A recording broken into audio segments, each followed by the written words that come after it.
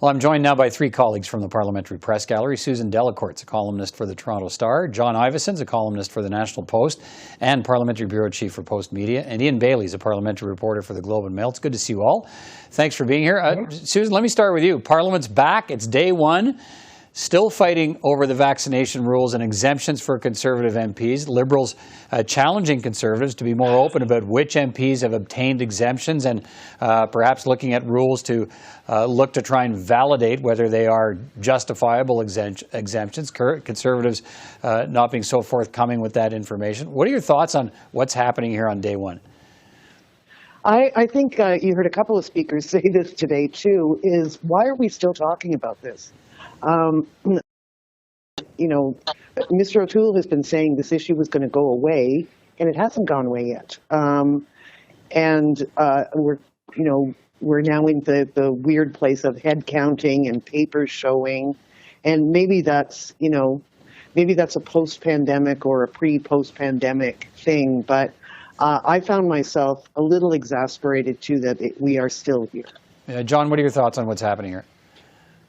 Yeah, absolutely. I mean, this is the Liberal Party, which is saying it's very odd the number of exemptions that the Conservatives have, even though I'm not sure that we know how many exemptions the Conservatives have, because the Speaker's office, we just seen the Speaker elected, his office has not, as far as I know, revealed how many people have got exemptions. Yeah, I'm not sure anybody knows a number, of, except to be said that it was, at one point it might have been a handful who weren't fully vaccinated. So I don't know if you can make that connection, but... And at the end of the day, we as journalists have had to submit all our credentials to prove that we're vaccinated. Presumably, the MPs will have to have some validation process, and that includes exemptions. So I don't particularly see it as an issue that's going to last to the end of the week.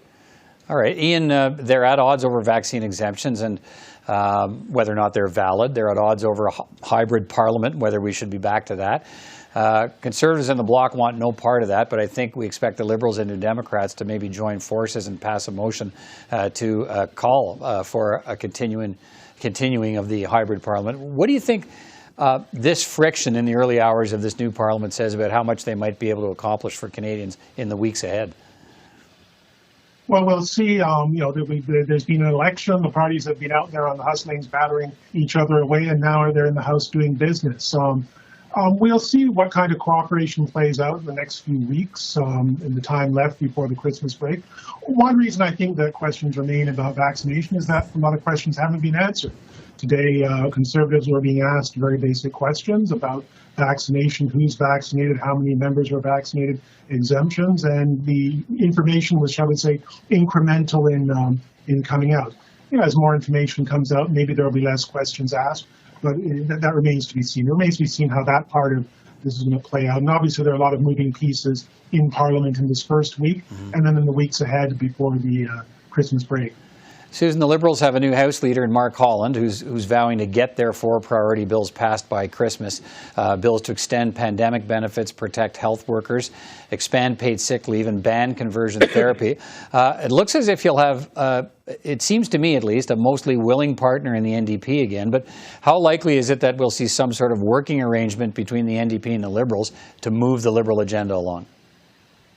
I don't think it's going to be anything formal. I don't even think it's going to be, a David Peterson, Bob Rae-like accord, or not even maybe the Jack Layton, Paul Martin agreement of the early 2000s. I think you're going to see them go point by point. I was told the throne speech is going to be very general, very short, and designed so that everybody could agree with it. Of course, they won't. But I think Mark Holland, you've heard him in the last few days trying to set this tone for, look, we'll work with you. We're not going to, poison the atmosphere or anything like that.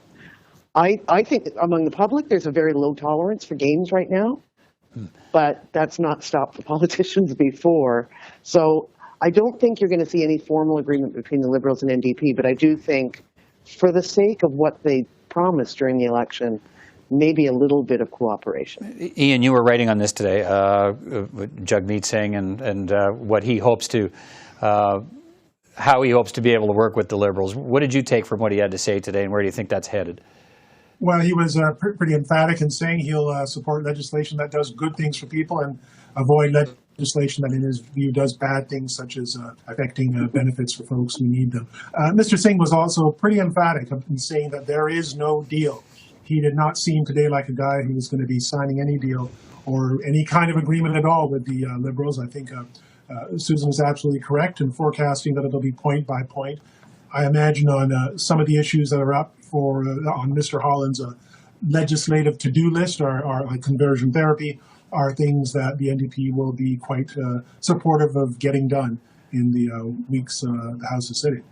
John, Erin O'Toole's challenges from inside the party are now well known. How do you think that will affect or could affect his ability to hold the government to account and the kinds of things he tries to put forward in terms of accountability? Or do the next few weeks in the House, do they present an opportunity for Erin O'Toole?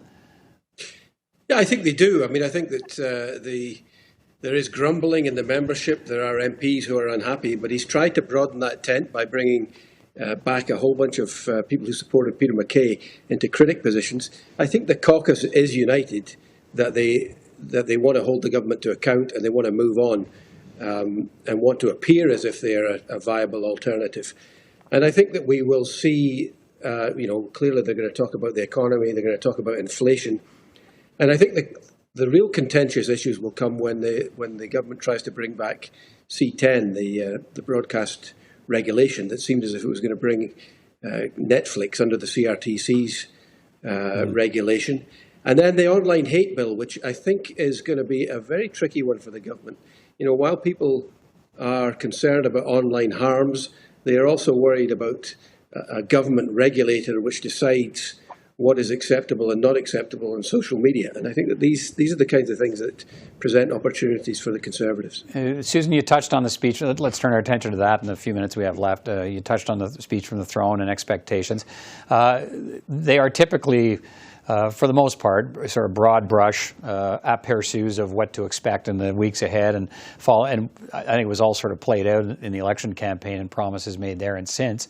But what does the government need to achieve with that speech tomorrow? I mean, we haven't seen Parliament in what? We haven't had Parliament meet in 5 months. So there's lots of talk about the Liberal agenda. How much does the government have to say about where it wants Canada to go in that speech tomorrow? I really get the impression they don't want to surprise anybody, that they really, really want this to be exactly what we expect.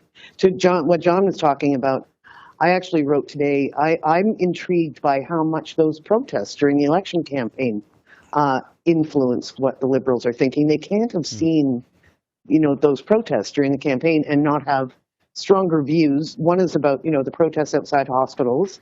We're going to see legislation on that. But also the online hate and disinformation.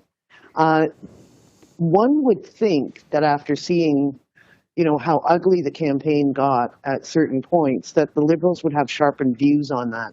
I don't know that you're going to see that in the throne speech, but I'm going to be watching for that in the weeks ahead. John's right. Yeah. It's going to be contentious, but it's also, I think, informed by what we saw as the mood of the country in this campaign. All right, Ian, what are your thoughts on what you think the speech needs to do tomorrow in terms of what throne speeches always need to do, I guess?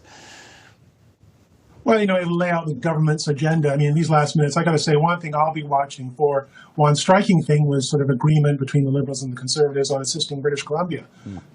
Third most populous province in the country, battered, highways, roads destroyed, communities under siege.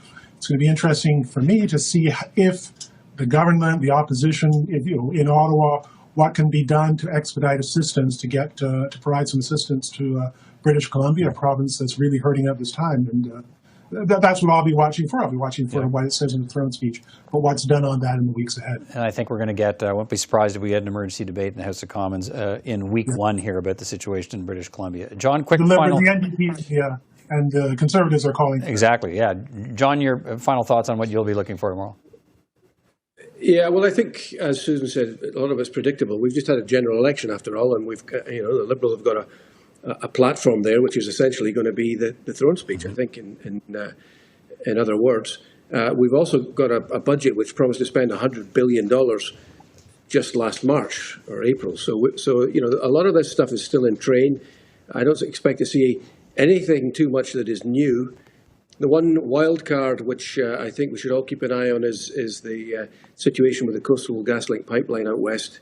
And, I think that is going to spread right across the country. We're probably going to see in 2022 a lot of protests about development in the Ring of Fire as well. Right. These things that really were just before the pandemic were hotting up. They've gone away for the pandemic, and I think they're coming back big style. All right. Thank you all for your perspectives tonight. Good to talk to you, and we'll talk again soon. Take care, everyone. Thank you. Peter.